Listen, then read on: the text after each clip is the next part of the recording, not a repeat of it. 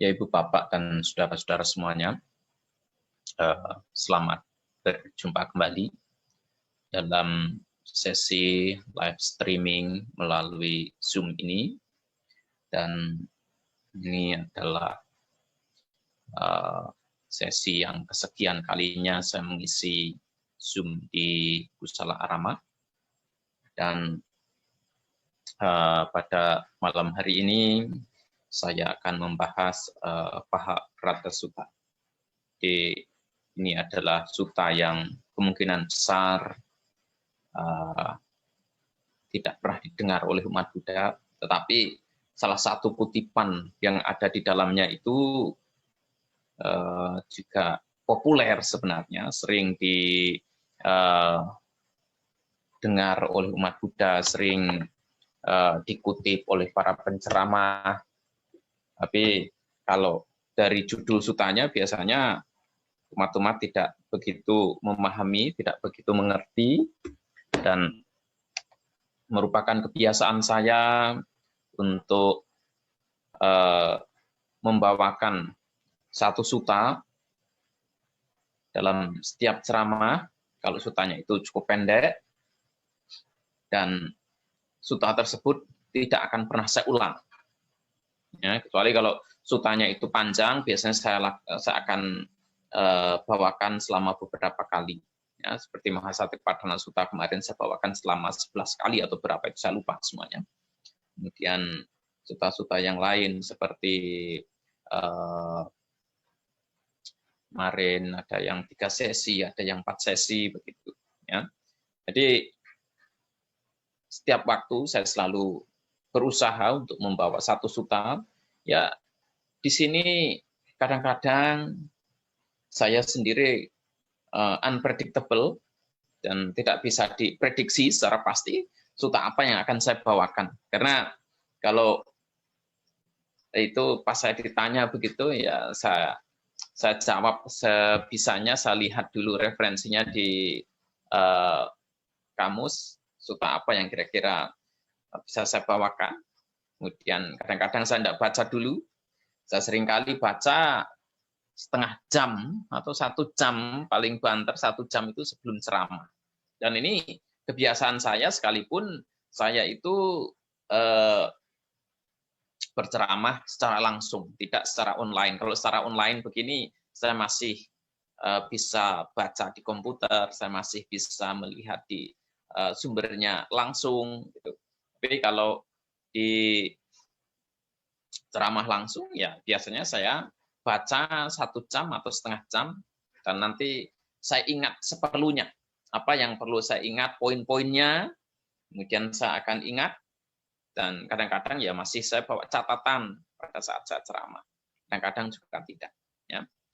Baiklah, Ibu Bapak dan saudara semuanya, Paharata Sutta itu merupakan sutta yang ada dalam Anguttara Nikaya. Kalau dalam edisi tradisional itu berada dalam kelompok 8. Ya. Karena ini isinya itu 8. Oleh karena itu, sutta ini dimasukkan dalam kelompok 8. Tetapi kalau secara modern, itu berada dalam volume 4, halaman 197. Ya. Nah, sebenarnya sutta ini dibabarkan, disampaikan ketika Sang Buddha itu sedang berada di Weranjara, tepatnya ketika beliau ini sedang berada di bawah pohon nim. Pohon nim itu di Indonesia banyak, tapi mungkin banyak yang tidak tahu. Biasanya daunnya ini pahit sekali, dan kalau dalam dunia pertanian organik, itu daunnya biasa dipergunakan untuk keperluan pestisida nabati. Jadi ada juga minyak nim, itu banyak dipakai untuk bahan pestisida organik, tidak membunuh. Ya, tujuannya hanya untuk membuat binatang, membuat hama tanaman itu tidak mau menyerang tanaman kita. Ya, jadi sangat baik bagi para petani Buddhis sebenarnya.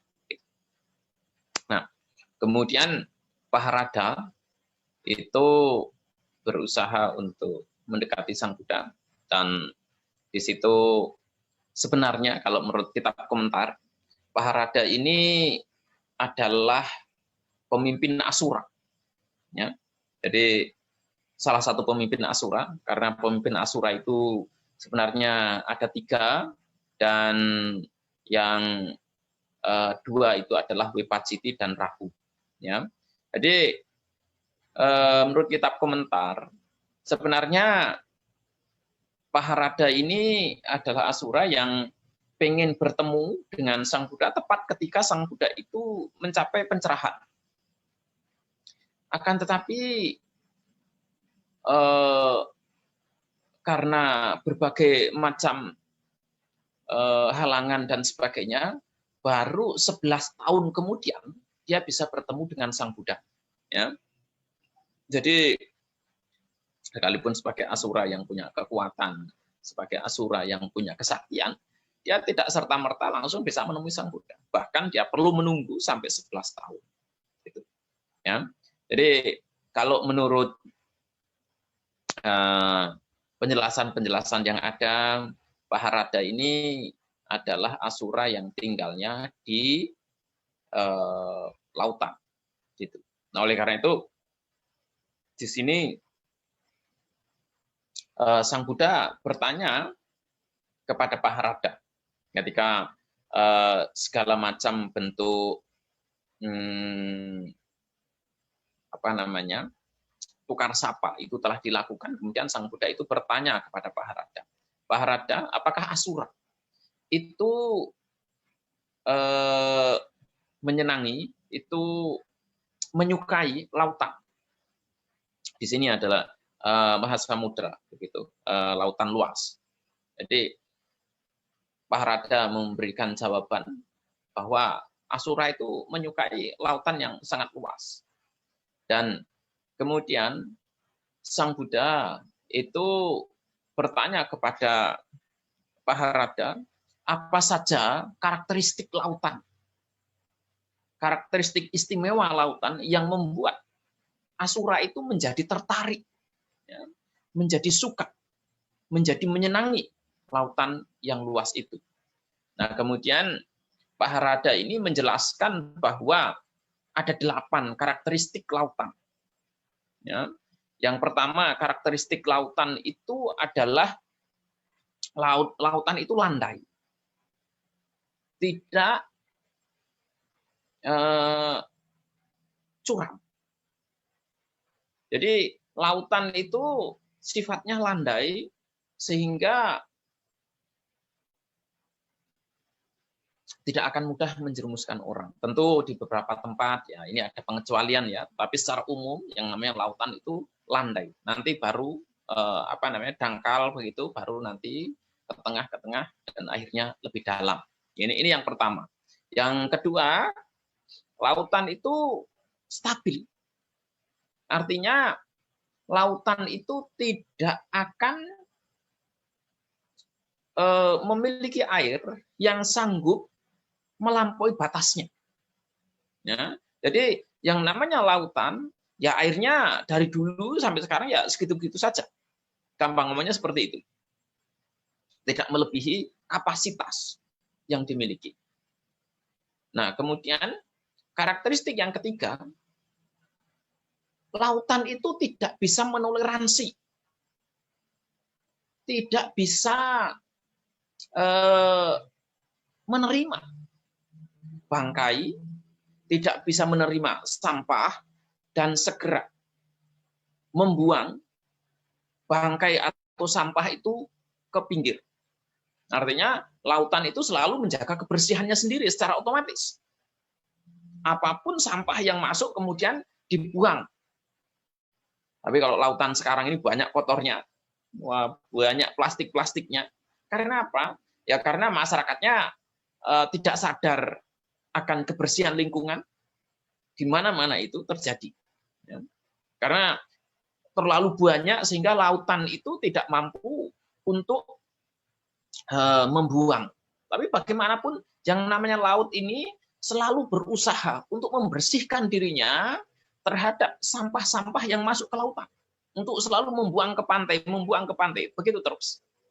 Itu, ya. Jadi lautan itu sifatnya bersih dan selalu tidak mau menolerir yang namanya sampah dan sebagainya. Kemudian karakteristik yang keempat, semua sungai besar, kalau di sini disebutkan Gangga, Yamuna, Cirawati, Sarapu, dan Mahi, itu begitu mencapai lautan. Kalau di Kalimantan ya ada Sungai Mahakam begitu, ada Sungai Kapuas, ada Sungai Barito, ya. Jadi semua itu mengarah ke lautan. Tetapi begitu sudah sampai di lautan, ya semua kehilangan namanya. Tidak lagi kita sebut sebagai air Mahakam, tidak lagi kita sebut sebagai air Kapuas atau air Barito. Semua nanti begitu sudah sampai di laut, ya kita sebut sebagai air laut. Meskipun nanti di lautan itu ketika kita lihat ada yang namanya daerah air payau. Tapi bagaimanapun air yang dari sungai-sungai ini mau tidak mau nanti kemudian akan membaur. Ya, akan membaur dan kehilangan karakteristik nama awalnya. Ketika sudah sampai di lautan, tidak lagi kita sebut sebagai air Mahakam, air Barito, air Kapuas, dan sebagainya. Tetapi itu kita sebut sebagai air laut. Ya, ini nama-namanya itu, nama air itu semuanya hilang. Ya. Kalau seperti di Kalimantan kan ada mitos. Kalau di Kalimantan Timur ini ada mitos. Orang-orang yang dari daerah lain, kalau mereka sudah datang ke Kalimantan Timur, datang ke Samarinda, kemudian minum air Sungai Mahakam, ya mereka pasti akan kangen, akan kembali lagi untuk ke Kalimantan, terutama Samarinda dan daerah sekitarnya. Ya. Itu kepercayaan orang Kalimantan. Yang kelima,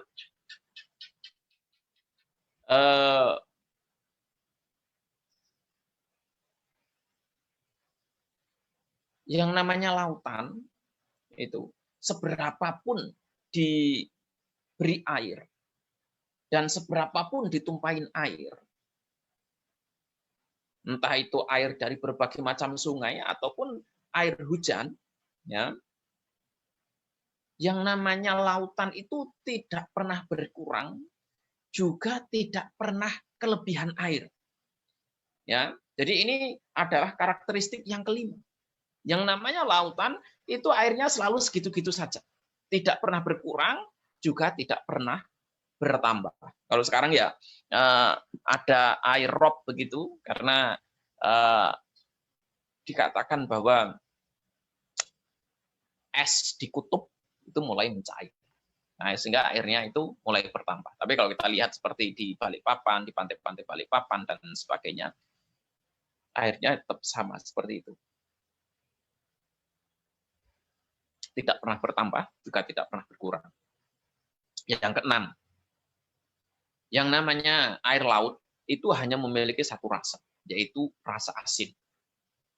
Ya, kalau kita ke laut gitu, ya yang kita temukan itu adalah air asin. Tidak mempunyai aneka rasa. Ini ada asin, ada pedas, ada asam segala macam, tidak ada.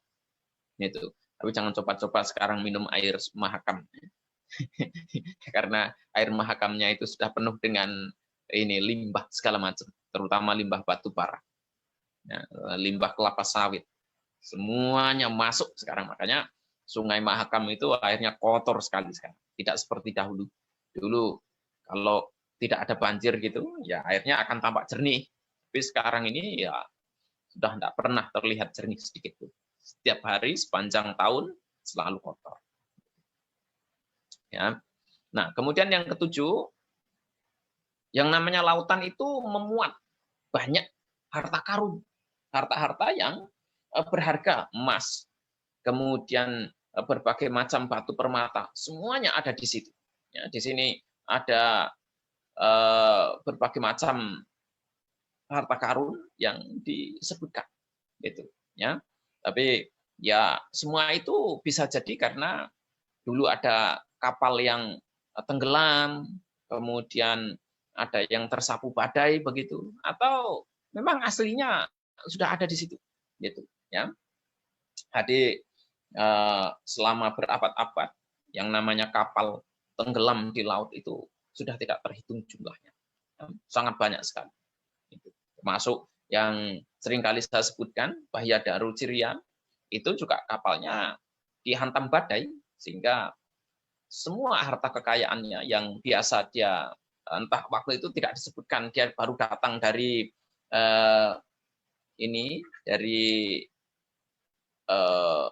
Swarna Bumi atau dia akan berangkat ke Swarna Bumi. Tapi waktu itu kapalnya itu terhantam badai. Nah, kemudian yang ke-8, karakteristik yang ke-8, bahwa lautan itu merupakan tempat tinggal makhluk-makhluk yang besar, luar biasa, agung. Seperti di sini ada Asura, ada naga, ada Gandaba, dan masih banyak makhluk lain yang disebutkan. Dan panjangnya, besarnya itu juga bervariasi, sangat macam-macam, ya, bervariasi besarnya. Ada yang sangat besar, panjangnya tubuhnya itu 100 yojana, ada yang 200 yojana, ada yang 300 dan sebagainya. Ya.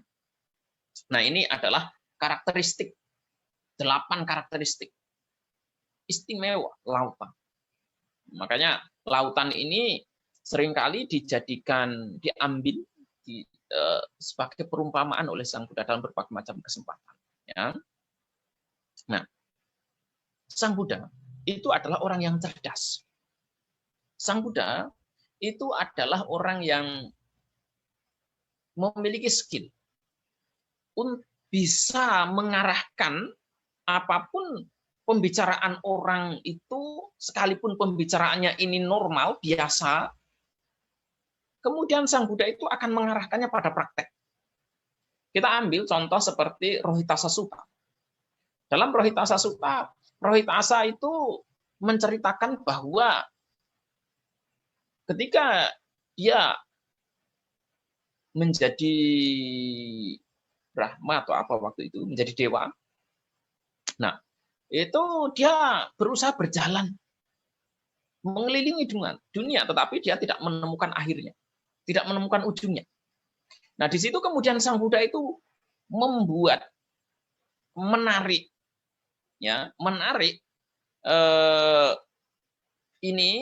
ucapan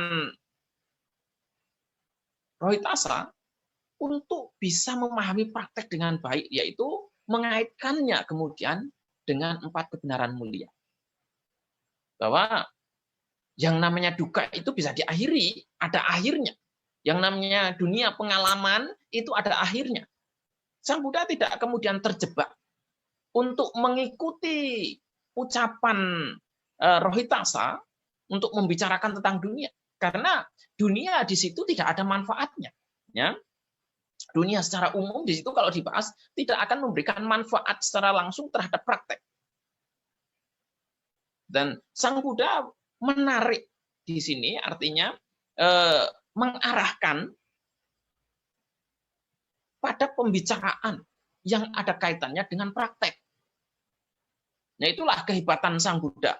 Seringkali kalau Sang Buddha bertemu dengan para petani misalnya, Sang Buddha akan menggunakan istilah-istilah pertanian untuk menjelaskan Dhamma. Ya, jadi ketika bertemu dengan Rohitasa, menjelaskan istilah dunia untuk kepentingan praktek. Menjelaskan begitu berhadapan dengan para pedagang, Sang Buddha kemudian menggunakan istilah perdagangan. Dan bahkan ketika Sang Buddha berhadapan dengan pelatih kuda, pawang kuda, Sang Buddha menggunakan istilah-istilah di pawang yang biasa dipergunakan oleh pawang kuda itu untuk memahami praktek.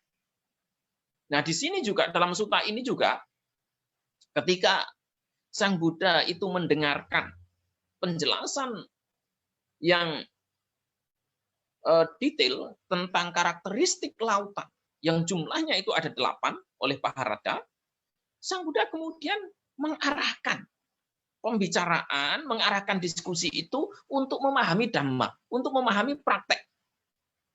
Dengan tujuan apa sih? Dengan tujuan untuk membuat orang itu kemudian tertarik untuk praktek. Sang Buddha tidak ngelantur. Kalau di sini pembahasan awalnya itu adalah tentang lautan, Sang Buddha kemudian tidak ngelantur. Wah, laut itu indah. Kalau lagi sunset itu, wah sunsetnya luar biasa. Kalau lagi ombaknya datang itu, wah sangat mengerikan dan sebagainya. Tidak. Sang Buddha tidak terjerumus di sana. Sang Buddha kemudian tidak serta-merta terjebak untuk ikut membahas di sana. Ya, Sang Buddha punya keahlian untuk mengarahkan, untuk membimbing, untuk membuat orang yang diajak diskusi itu kemudian memahami ajaran beliau. Ya, nah oleh karena itu di sini ketika Paharada itu bertanya kepada Sang Buddha, apakah para biku juga menikmati, merasa senang, menyenangi, merasa senang tinggal dalam Dhamma dan Winaya yang diajarkan oleh Sang Buddha.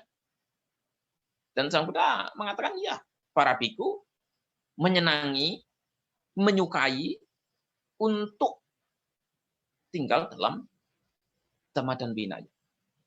Nah, kemudian Paharada ini meminta penjelasan apa saja yang menjadi alasan sehingga para biku itu senang dalam Dhamma dan Winaya. Nah, ini pertanyaannya dikhususkan kepada para biku, tetapi perlu kita pahami, perlu kita mengerti secara luas. Ini bisa dipahami, bisa dipergunakan untuk kepentingan yang lebih luas, tidak hanya para biku saja, tetapi seluruh orang, semua orang yang mengaku sebagai murid, mengaku sebagai umat Buddha, sebagai pengikut Sang Buddha. Siapapun yang mengaku, mengklaim sebagai umat Buddha, bisa dimasukkan di sini sebenarnya. Itu, ya, untuk memahami semua ini. Yang pertama, kalau lautan itu memiliki karakteristik landai, bertahap. Latihan yang diajarkan oleh Sang Buddha itu juga sifatnya bertahap. Ya, untuk bisa menembus pemahaman yang sesungguhnya, itu juga butuh latihan yang bertahap. Apakah yang dimaksud dengan latihan bertahap di sini? Yang dimaksud dengan latihan bertahap itu adalah kita praktekkan secara konsisten, pelan-pelan, dari waktu ke waktu.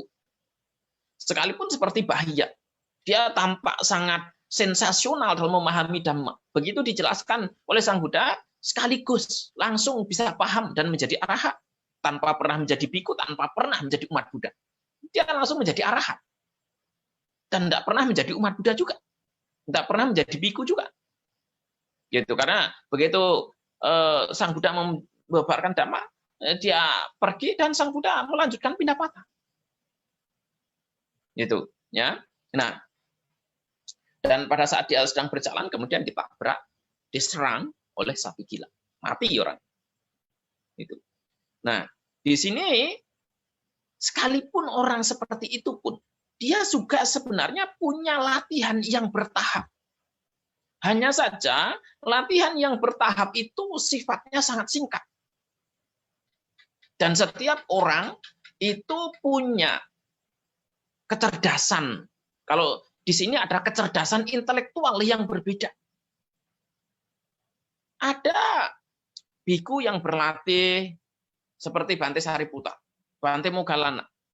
Mereka sama-sama cerdas, tetapi Bante Moggallana itu menyelesaikan tugasnya, menyelesaikan kewajibannya terlebih dahulu, dan Bante Sariputta belakangan. Atau bahkan seperti Bante Ananda, itu mampu menyelesaikan tugasnya, bahkan ketika Sang Buddha itu telah parinibbana. 3 bulan setelah Sang Buddha itu, 3 bulan. 3 bulan setelah Sang Buddha itu parinibbana. Baru kemudian beliau itu mampu menyelesaikan tugas dan kewajiban. Nah, disinilah yang perlu dipahami, perlu dimengerti bahwa yang namanya latihan itu perlu latihan yang bertahap, pelan-pelan, butuh kesabaran, butuh waktu. Tetapi seringkali saya menemukan bahwa umat Buddha itu adalah orang yang result oriented. Maunya cepat untuk mendapatkan hasil, menikmati hasil. Ya, begitu praktek 5 menit langsung selesai, langsung sukses. Ya, kalau Anda itu adalah orang yang cerdas seperti Bahya. Latihan bertahapnya hanya butuh waktu sesaat saja. Tetapi semua itu tetap dilalui. Kalau memang kecerdasan kita itu seperti itu. Gitu. Atau seperti Culapantaka, yang sekalipun idiot, secara mental dia mengalami keterbelakangan, tetapi dia waktunya juga singkat. Itu. Waktunya juga tidak lama untuk mengubah persepsi yang dia miliki, yang telah dia bangun dalam hidupnya. Nah, oleh karena itu, kita ini kan sudah membangun persepsi yang begitu kuat, persepsi tentang kebencian, keserakahan, kebodohan batin, semua itu kita bangun begitu kuat. Dan kita butuh waktu, butuh proses untuk bisa mengikis semuanya. Bukan tidak mungkin, sangat memungkinkan. Karena semua ini adalah kita sendiri yang membangun, kita sendiri yang membuat, kita sendiri yang mengkonstruksi. Kita pun punya kekuatan, punya kemampuan untuk mengikis pelan-pelan. Ya, bukan berarti tidak mampu. Kita semuanya mampu. Gitu. Nah, ini butuh latihan yang bertahap. Oleh karena itu dibutuhkan kesabaran, dibutuhkan kedisiplinan, dibutuhkan semangat untuk praktek secara terus-menerus. Ya. Dan di sini yang namanya latihan bertahap, apakah itu harus dilatih dari dana dulu, dari sila dulu? Tidak wajib. Mana yang bisa dilakukan, lakukanlah. Kalau memang bisanya berdana, lakukanlah dana. Saya sudah menyampaikan berulang kali, sekalipun berdana itu juga bisa dipergunakan sebagai sarana untuk merealisasi nibbana. Ya, sekalipun menjalankan sila itu juga bisa dijadikan sebagai sarana untuk merealisasi nibbana. Menjalankan meditasi atau mengembangkan kebijaksanaan, semua bisa dipergunakan sebagai sarana untuk merealisasi nibbana dalam kehidupan sekarang ini juga. Ya. Itu karakteristik yang pertama, bahwa latihan itu adalah latihan yang bertahap, tidak serta-merta sukses. Ya. Yang kedua, seperti halnya lautan yang stabil, tidak melampaui batasannya, demikian juga ketika Sang Buddha mengajarkan berbagai macam ajaran kepada muridnya, mereka semua akan mempraktekkan semua itu dengan baik. Dan mereka berusaha semaksimal mungkin untuk tidak melanggar, ya, untuk tidak merusak apa yang telah diajarkan, sekalipun hanya demi keselamatan kehidupannya. Nah, di sini Sang Buddha telah mengajarkan Dhamma kepada kita semuanya, ya, yang baik di awal, pertengahan maupun di akhirnya. Dan sudah barang tentu kita semuanya punya kewajiban untuk mempraktekannya. Kita punya kewajiban untuk menjaganya. Kita punya kewajiban untuk bisa membuat Dhamma dan Winaya itu terus bertahan. Dengan berbagai macam kontribusi yang kita lakukan sesuai dengan kemampuan kita masing-masing. Kalau para biku yang mempunyai tugas dan tanggung jawab untuk praktek, untuk melakukan tugas dan tanggung jawabnya dengan baik. Bahkan kalau di masa-masa pandemi semacam ini, tugas dan tanggung jawab biku itu lebih berat. Tanggung jawab tugas para biku, para samanera atasilani itu jauh lebih berat di masa pandemi semacam ini. Mengapa saya katakan lebih berat? Karena mereka hidup tergantung pada umat, dan umat itu sedang dalam kondisi sulit seperti sekarang ini. Nah, oleh karena itu, tugas dan tanggung jawab mereka itu jauh lebih berat sebenarnya. Bukan untuk ngurusi umat yang kondisi kehidupannya sulit, bukan. Tetapi mereka punya tugas dan tanggung jawab moral. Karena mereka memakan, mendapatkan sokongan dari orang-orang yang sedang mengalami kesulitan. Kalau di masa-masa biasa, ya para biku gampang ngomongnya boleh santai. Para samanera atasilani boleh santai. Tetapi di masa pandemi semacam ini, mereka memiliki tanggung jawab moral yang jauh lebih tinggi, jauh lebih berat. Karena setiap suap nasi yang mereka makan itu adalah cerminan penderitaan para perumah tangga yang sulit untuk mencari nafkah di masa-masa seperti sekarang ini. Gitu. Ya. Oleh karena itu, mereka semua punya tugas dan tanggung jawab yang tidak sedikit untuk menyelesaikan apa yang perlu diselesaikan dalam hidup. Apa yang perlu menjadi tugas dan tanggung jawab mereka sebagai seorang murid Sang Buddha. Gitu. Ya. Kemudian yang ketiga,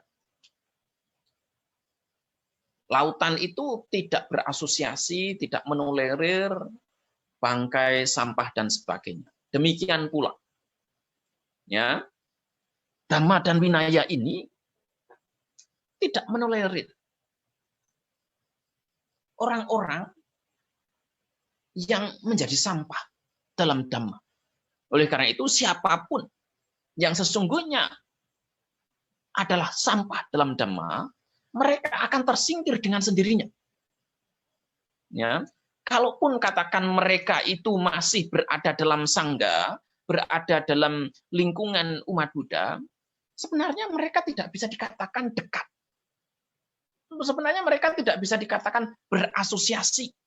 Sebenarnya mereka tidak bisa dikatakan berkumpul, bertemu dengan Dhamma dan Winaya. Sekalipun mereka katakanlah berada di wihara, rajin ke wihara, tetapi kalau mereka ini memiliki perilaku yang kurang baik, memiliki praktek yang kurang baik, memiliki pandangan yang kurang baik, sesungguhnya mereka ini adalah orang-orang yang jauh dari Dhamma dan Winaya. Mereka semua ini adalah orang-orang yang sebenarnya disapu jauh oleh Dhamma dan Winaya itu secara otomatis. Hanya mereka yang punya keseriusan dalam praktek. Hanya mereka yang punya keseriusan untuk mengimplementasikan ajaran Sang Buddha. Kemudian mereka akan benar-benar dekat dengan Dhamma dan Winaya. Oleh karena itu, orang-orang yang praktek dengan serius, orang-orang yang praktek dengan baik, mereka akan merasa bahwa Sang Buddha itu selalu bersama dengan mereka. Bahwa Dhamma itu selalu ada di hadapan mereka, ada dalam diri mereka. Dan Dhamma itu selalu murni. Tetapi orang-orang yang tidak praktek, ya, orang-orang yang tidak punya keyakinan pada Dhamma dan Winaya, mereka akan mengatakan, oh praktek itu sulit. Tidak mungkinlah kita praktek merealisasi nibbana dalam kehidupan sekarang ini. Semua ini adalah contoh yang nyata dan itu menjamur di kalangan umat Buddha. Meskipun mereka katakan pakai jubah, meskipun mereka berada di wihara, menjadi pengurus wihara dan sebagainya, mereka ini adalah orang-orang yang jauh tersingkir dari lautan Dhamma dan Winaya ini. Karena mereka sudah melihat, saya ini bukan orang yang punya kualifikasi untuk praktek. Saya ini bukanlah orang yang layak untuk praktek. Ya, sekalipun mereka itu pakai jubah, tapi ketika pola pikirnya bahwa Dhamma itu sudah tidak murni, Dhamma ini sulit dipraktekkan, kesucian tidak mungkin dicapai, dan itu bisa Anda saksikan di mana-mana. Ya, saya tidak perlu khawatir untuk ngomong begitu. Anda saksikan di mana-mana itu. Dan ini adalah bukti orang-orang yang sebenarnya tersingkir dari Dhamma dan Winaya. Mereka bukan orang-orang yang sebenarnya menyelami Dhamma dan Winaya, tetapi adalah orang-orang yang sesungguhnya tersingkir, jauh, tersapu, bersih ke pantai. Bukan ke pantai seberang, kalau ke pantai seberang enak saja, langsung merealisasi nibbana. Ini adalah sampah yang disapu oleh lautan, lautan Dhamma, lautan praktek. Nah, oleh karena itu, sekalipun populer, sekalipun tenar, sekalipun katakanlah tampak punya kontribusi yang kuat, tetapi kalau jiwanya atau batinnya atau prinsip hidupnya itu menganggap, oh Dhamma ini tidak mungkin dipraktikkan, oh Dhamma ini tidak mungkin direalisasi. Wah, itu sudah sangat nyata kok. Itu sudah sangat nyata bahwa mereka ini adalah orang-orang yang jauh dari Dhamma dan Winaya. Gitu. Oleh karena itu, mari kita review diri kita sendiri. Apakah Dhamma itu dekat dengan diri kita?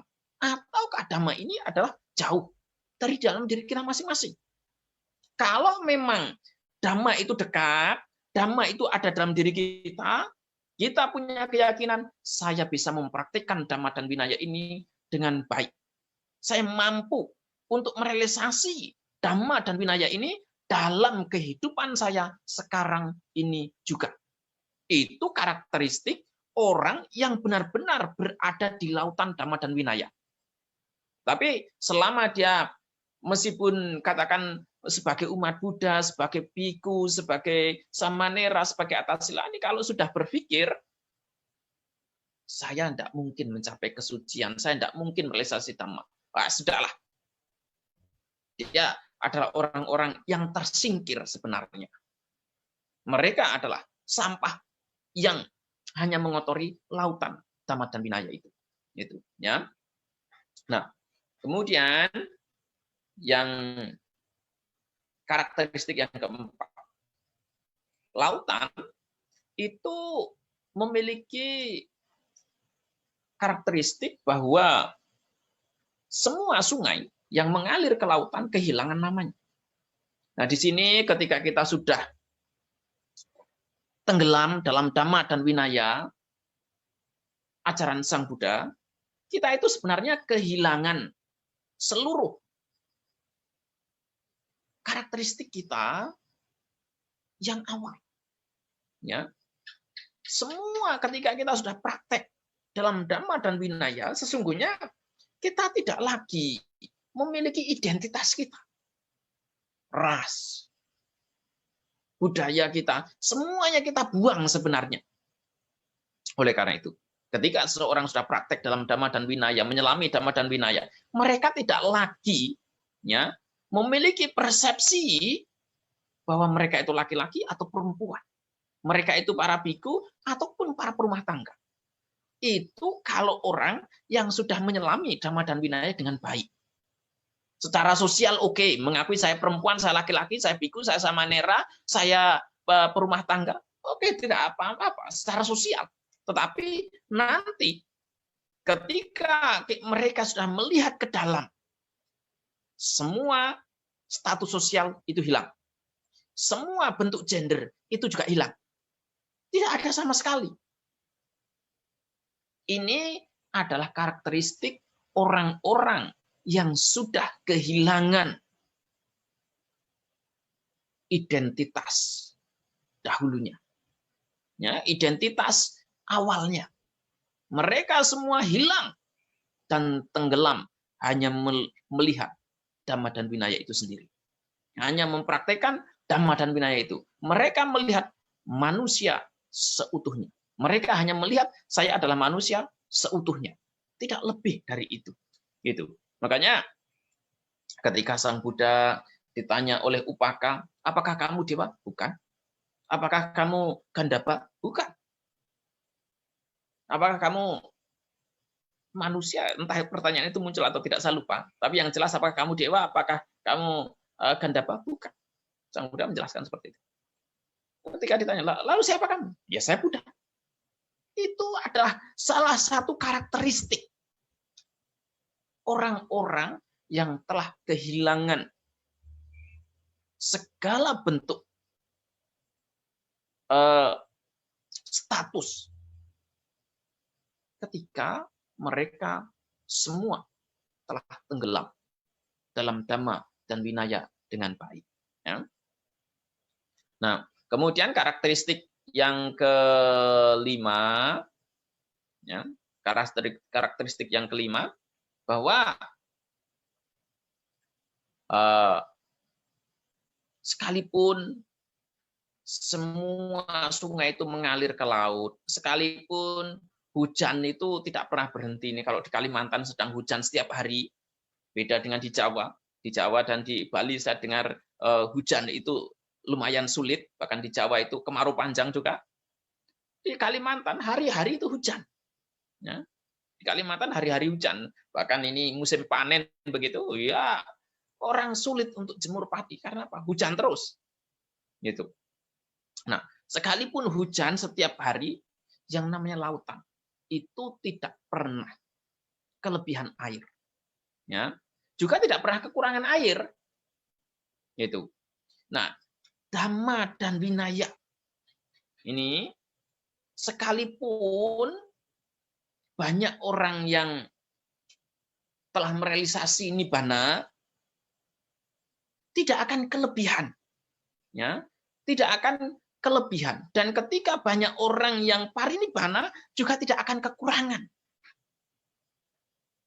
orang-orang yang merealisasi nibbana. Nah, ini kan yang kemudian seringkali dipermasalahkan, ya. Seringkali dipermasalahkan bahwa Sang Buddha itu telah lama parinibbana, Dhamma itu yang murni usianya hanya 500 tahun, sekarang tidak ada orang yang mencapai kesucian. Sebenarnya di sini sangat jelas Sang Buddha mengatakan bahwa dunia ini, ya, sekalipun banyak orang yang sudah merealisasi nibbana dan banyak orang yang telah parinibbana, tidak akan kekurangan. Ya, tidak akan kekurangan di sini sebenarnya. Gitu. Tetap akan stabil.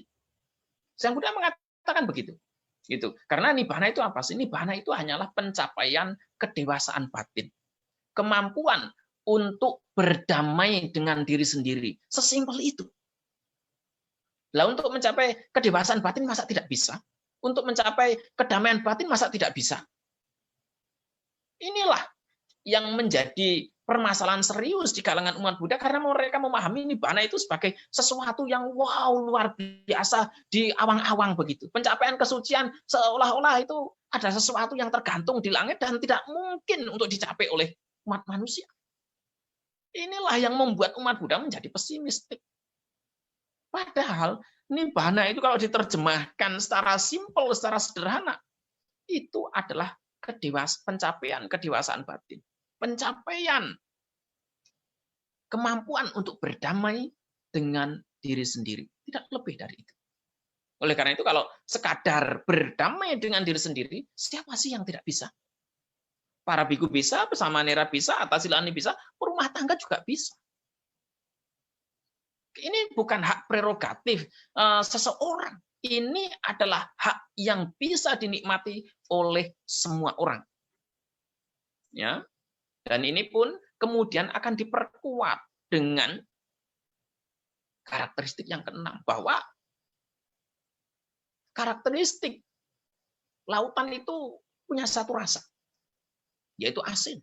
Dan Dhamma ini punya satu rasa juga, yaitu rasa kebebasan. Oleh karena itu, siapapun yang mempraktekkan Dhamma dengan baik pasti mencapai kebebasan. Tidak perlu nunggu sampai Buddha Maitreya datang. Tidak perlu nunggu sampai nanti dalam kehidupan yang akan datang. Karena Dhamma dan Vinaya itu adalah untuk memahami duka dalam kehidupan sekarang ini juga untuk melenyapkan duka dalam kehidupan sekarang ini juga. Yang dimaksud duka itu adalah saat ini. Yang dimaksud dengan lenyapnya duka itu juga saat ini. Bukan di waktu lampau, juga bukan di waktu yang akan datang.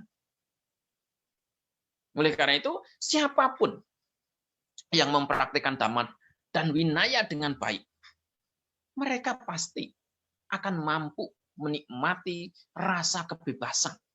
Ya, karena ini adalah karakteristik Dhamma itu.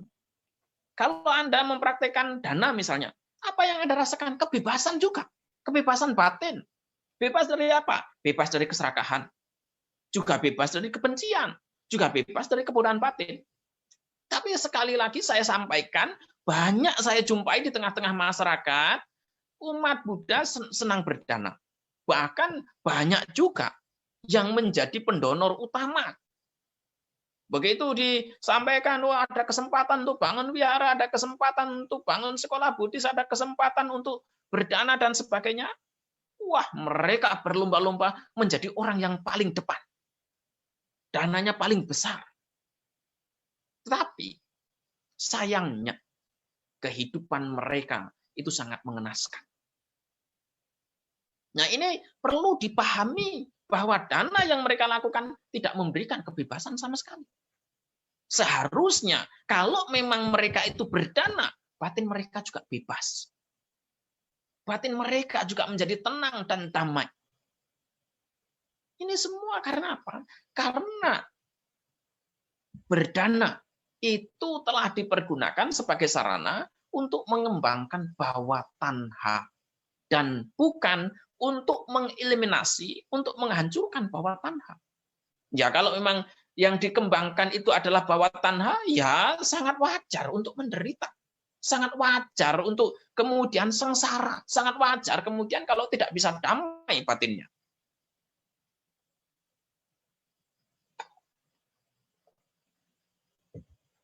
Ini hanya dari praktek yang sederhana, yang katanya sangat mudah untuk dilakukan.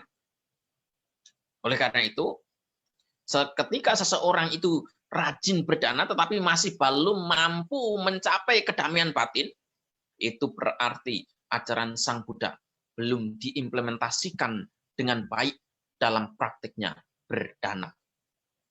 Mereka yang telah mengimplementasikan, mempraktikkan dengan baik ajaran Sang Buddha dalam berdana, batinnya pasti damai.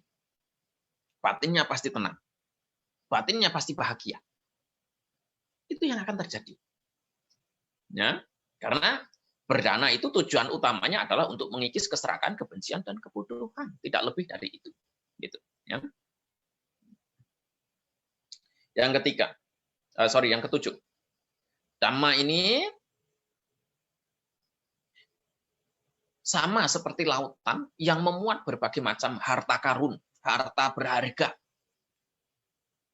Dhamma dan Vinaya ini juga memuat barang-barang berharga, ajaran-ajaran berharga, seperti 4 sati pradana, yaitu kaya nupasana, perhatian terhadap badan jasmani, wedana nupasana, perhatian terhadap perasaan, cita nupasana, perhatian terhadap pikiran, dan dhamma nupasana, perhatian terhadap dhamma. Kemudian 4 padana, 4 itu apa namanya? Usaha yang benar, gitu, ya. Kemudian 4 dasar, di sini ada 5 indria, ada pancabala juga. 5 indria itu dan pancabala isinya sama. Saddha, kemudian wirya, sati, panya, dan samadhi. Isinya sama, tetapi implementasinya nanti berbeda. Kalau saddha, misalnya seperti saddha bala itu kekuatan. Tapi nanti kalau sudah menjadi kuat itu, kalau masih saddha bala itu masih perlu diusahakan. Tapi nanti begitu sudah diusahakan menjadi sempurna, itu akan menjadi indria. Bagian yang tidak mungkin terpisahkan. Gitu, ya. Kemudian ada 7 faktor pencerahan, ada jalan mulia berunsur 8 juga, semuanya masuk di situ. Ya, jadi banyak harta karun yang terkandung dalam Dhamma dan Vinaya ini. Kita tinggal pilih mana yang paling cocok untuk dipraktikkan, kita tinggal pilih mana yang paling menarik buat kita, menimbulkan kesan yang luar biasa bagi kita, dan praktekkan dengan serius. Semua itu adalah jalan untuk bisa merealisasi nibbana dalam kehidupan sekarang ini juga. Tanpa harus menunggu sampai nanti nunggu Buddha Maitreya datang. Ya, tidak perlu nunggu sampai dalam kehidupan yang akan datang. Kalau memang salah satu ajaran itu dipraktekkan dengan baik, semuanya kemudian akan mendapatkan hasil yang sangat memuaskan dalam kehidupan sekarang ini juga. Kalau lautan yang karakteristik yang terakhir, kalau lautan itu menjadi tempat tinggal makhluk-makhluk yang agung, makhluk-makhluk yang besar, yang kuasa, Dhamma dan Vinaya juga ini menjadi tempat bernaung rumahnya makhluk-makhluk agung seperti Sotapanna, Sakadagami, Anagami, dan juga Arahat. Ya, jadi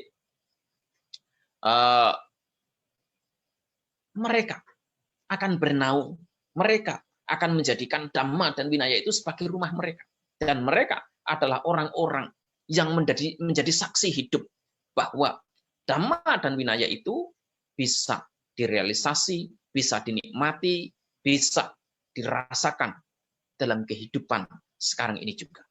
Mereka adalah orang-orang yang telah melihat secara langsung, mengamati secara langsung, berjuang dengan sungguh-sungguh dalam kehidupan mereka, sehingga mereka semua bisa membuktikan bahwa apa yang diajarkan oleh Sang Buddha itu bukan kebohongan. Bahwa apa yang diajarkan oleh Sang Buddha itu adalah kebenaran. Kebenaran yang bisa dibuktikan secara langsung dan tidak perlu nunggu nanti setelah kematian. Ya, kalau seperti surga dan neraka, kadang-kadang Sang Buddha masih tidak memberikan kepastian. Sang Buddha kadang-kadang masih mengatakan, ya kalau surga ada, ya kalau neraka itu ada. Kadang-kadang Sang Buddha masih mengatakan seperti itu. Ya. Artinya apa? Artinya bisa saja surga dan neraka itu ada, bisa saja tidak. Tapi yang namanya hasil dari praktek Dhamma dan Vinaya itu bukan sesuatu yang bisa ada, bisa tidak. Itu adalah sesuatu yang pasti akan dinikmati oleh mereka yang punya sadar, punya keyakinan untuk mempraktikkan dan mengimplementasikan secara langsung dalam kehidupan mereka sekarang ini juga. Itu. Saya selalu mengatakan, siapapun punya kesempatan, tidak peduli mereka biku, tidak peduli mereka samanera, atas salilan, atau rumah tangga. Mereka semua punya kesempatan yang sama, tidak ada bedanya sama sekali. Ketika seseorang sudah praktek, yang diperhatikan itu adalah hanya mata, hanya telinga, hanya hidung, hanya lidah, hanya badan jasmani, dan juga pikiran. Oleh karena itu, siapapun yang punya mata, siapapun yang punya telinga, siapapun yang punya hidung, siapapun yang punya lidah, badan jasmani, juga pikiran, mereka punya kesempatan untuk praktek dengan baik. Apapun status sosial yang kita miliki, jangan kemudian dibesar-besarkan. Yang menjadi biku merasa bangga, oh saya ini lebih baik dalam praktek. Tapi kalau memang merasa lebih baik, merasa lebih mulia, merasa lebih hebat, buktikan dong Anda itu sanggup untuk merealisasi Dhamma dan Vinaya ini. Sekalipun merasa hebat, merasa bermoral, merasa bahwa prakteknya itu lebih baik, tapi kalau tidak mampu merealisasi, mereka adalah sampah, ya, yang disapu ke pinggir oleh lautan Dhamma itu.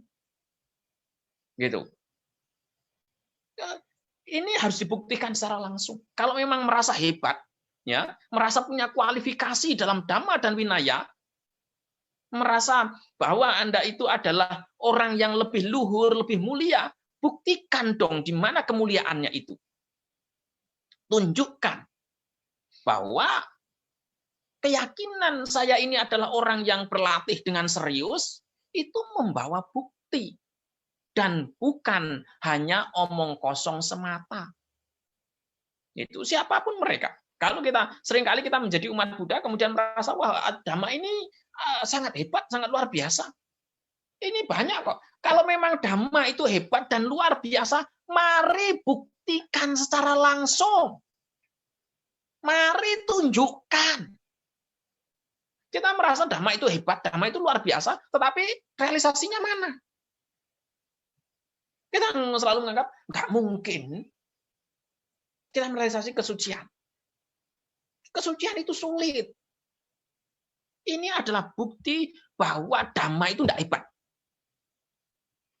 Selama Anda masih berpikir bahwa Dhamma itu sulit untuk dipraktekkan, di situ tidak ada kehebatan Dhamma sama sekali. Di situ tidak ada kemuliaan Dhamma sama sekali. Karena Anda tidak punya keyakinan. Ketika kita mengatakan Dhamma ini sulit dipraktekkan, disitulah bukti bahwa kita tidak punya keseriusan untuk memahami Dhamma dan Vinaya ini. Yang dimaksud Vinaya di sini sebenarnya bukan 227 sila. Karena yang namanya 227 sila itu kan diajarkan oleh Sang Buddha setelah Sangga itu berdiri 20 tahun. 20 tahun pertama, itu tidak ada yang namanya 227 sila. Tetapi Sang Buddha tetap menggunakan istilah Dhamma dan Vinaya. Oleh karena itu Vinaya di sini hanya menyangkut ya aturan-aturan normatif dan bukan mengacu pada 227 Vinaya sebenarnya. Itu. Karena kalau memang itu wajib 227 Vinaya artinya berarti 20 tahun pertama ketika Sangga berdiri itu tidak ada orang yang mencapai kesucian. Itu. Banyak orang yang beralasan, berargumen bahwa untuk bisa praktek dengan baik itu harus menjadi biku, meninggalkan kehidupan berumah tangga, karena kehidupan berumah tangga itu sulit dan sebagainya. Ya itulah alasan yang kita buat. Tujuannya apa? Untuk memanjakan ego kita. Agar ego kita ini bisa terus bermalas-malasan. Tidak lebih dari itu. Gitu loh. Makanya ketika kita mengatakan bahwa Dhamma itu tidak mungkin direalisasi dalam kehidupan ini, kesucian tidak mungkin dicapai dalam kehidupan ini, itu sama saja mengatakan Sang Buddha itu pembohong, penipu. Mengapa saya katakan begitu? Karena ketika kita mengatakan bahwa kita tidak mungkin mencapai kesucian dalam kehidupan ini, berarti kebenaran mulia nomor 3 itu salah. Kalau itu sudah salah, berarti kebenaran nomor mulia keempat itu juga salah. Karena kebenaran mulia nomor 4 itu adalah cara untuk merealisasi nibbana. Oleh karena itu kalau nibbana tidak bisa direalisasi, berarti jalan mulia ini salah. Itu loh. Nah, oleh karena itu, ketika kita sudah mengatakan seperti itu, saya sampaikan hati-hati. Anda akan menganggap Sang Buddha itu sebagai penipu, sebagai pembohong yang mengajarkan ajaran yang kosong. Sang Buddha itu akan kita yakini kalau memang kita itu merasa sanggup, mampu mempraktikkan, mampu merealisasi apa yang diajarkan oleh Sang Buddha. Karena sekali lagi, Dhamma dan Vinaya yang diajarkan oleh Sang Buddha itu hanya punya satu rasa, yaitu rasa kebebasan. Kebebasan batin dari keserakahan, kebencian, dan kebodohan. Tidak lebih dari itu. Gitu. Apapun prakteknya, ya, apakah Anda mempraktekkan pola kehidupan sebagai perumah tangga, ataukah sebagai atasilani, samanera, atau sebagai para biku, sama saja. Tidak ada bedanya sama sekali. Nah, oleh karena itu, saya seringkali sampaikan bahwa dalam kehidupan sekarang ini, saat ini, masih banyak di Indonesia orang-orang yang mencapai kesucian. Saya tidak takut untuk sampaikan dari dulu sampai sekarang, tetap saya sampaikan. Tujuannya apa sih? Tujuannya adalah agar umat Buddha itu tidak pesimis. Agar umat Buddha itu punya keyakinan bahwa kalau mereka praktek, itu mereka masih mampu untuk merealisasinya dalam kehidupan sekarang ini juga.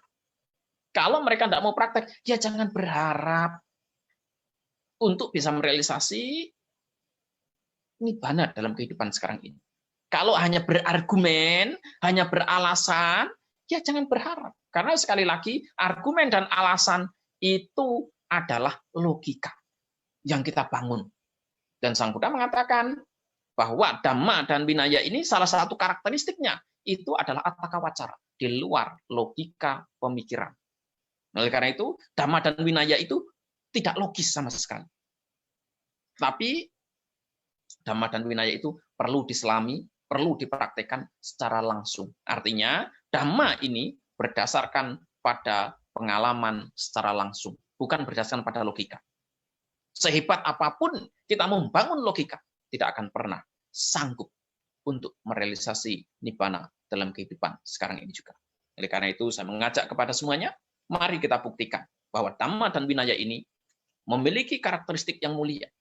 Dan kita adalah orang-orang yang sanggup untuk membuktikan, mengimplementasikan, dan mempraktekkan Dhamma dan Vinaya itu dalam kehidupan kita masing-masing, terlepas apapun status sosial kita masing-masing. Apapun status gender kita masing-masing. Semoga Sang Tiratana selalu melindungi, dan semoga kita semuanya tetap terus giat, tekun dalam praktek.